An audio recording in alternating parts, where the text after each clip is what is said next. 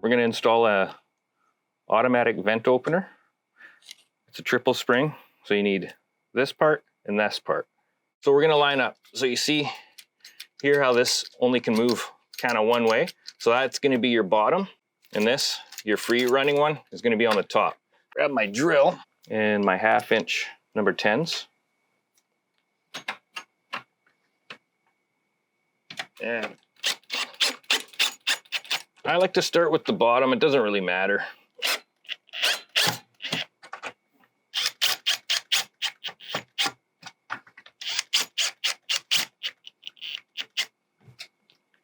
And then we take our pin and we thread it in.